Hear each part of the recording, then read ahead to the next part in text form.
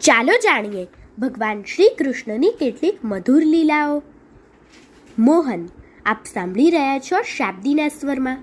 સ્રોત ગીતા પ્રેસ, ગોરખપુર. ઇન્દ્રનો કોપ, ગોવર્ધન ધારણ. જ્યારે ઇન્દ્રને ખબર પડી કે મારી પૂજા બંધ કરી દેવામાં આવી છે, ત્યારે તે નંદ બાબા આદિ ગોપો પર ઘણા જ ક્રોધિત થયા. ઇન્દ્રને પોતાના પદનો મદ હતો. તેઓ પોતાને જ ત્રિલોકીના ઈશ્વર સમજતા હતા.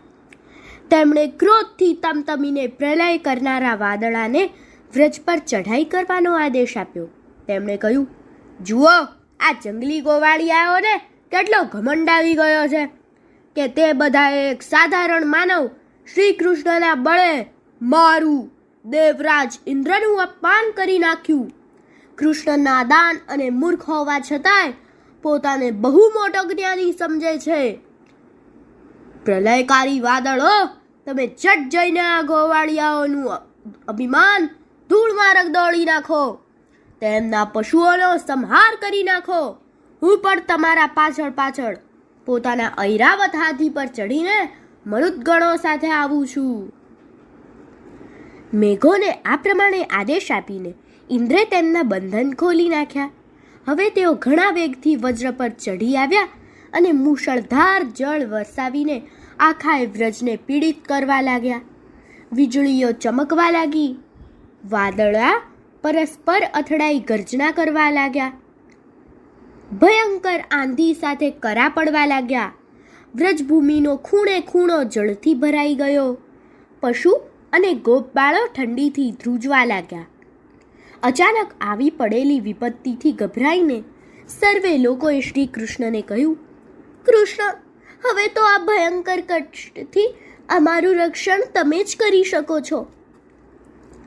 પોતાના પ્રેમી ભક્તોનો કરુણ પોકાર સાંભળીને શ્રી કૃષ્ણે રમત રમતમાં જ ગિરિરાજ ગોવર્ધનને ઉપાડી પોતાના હાથ પર ધારણ કરી દીધો. ત્યારબાદ તેમણે ગોવાળિયાઓને કહ્યું, તમે બધાએ લોકો આવીને ગોવર્ધનની નીચે આરામથી બેસી જાઓ. કોઈ પણ એમ ન વિચારે કે આ પર્વત પડી જશે. તમારા બધાના રક્ષણ માટે જ મેં એને ઉપાડ્યો છે. પછી તો વાંધો જ શું. બધા જ ગોપીઓ પોતાના પશુઓ અને ભોજન સામગ્રી સાથે ગોવર્ધનની નીચે આવી ગયા. ભગવાન શ્રી કૃષ્ણે સતત 7 દિવસ સુધી ભૂખ, તરસ અને વિશ્રામની ચિંતા ભૂલી ગોવર્ધનને ઉપાડી રાખ્યો. તેઓ એક ક્ષણ માટે ન હલ્યા. શ્રી કૃષ્ણની યોગ માયાનો આ પ્રભાવ જોઈને બધાએ આશ્ચર્યચકિત થઈ ગયા. ઇન્દ્ર પણ ચકિત થઈ ગયા. તત્પશ્ચાત તેમણે પોતે જ મેઘોને વર્ષા રોકવાનો આદેશ આપ્યો. ગોવર્ધનધારી ગોપાળે જોયું કે વરસાદ બંધ થઈ ગયો છે. આકાશમાંથી વાદળા વિખેરાઈ ગયા છે. તેમણે ગોપોને કહ્યું, તમે હવે નીડર થઈ જાઓ.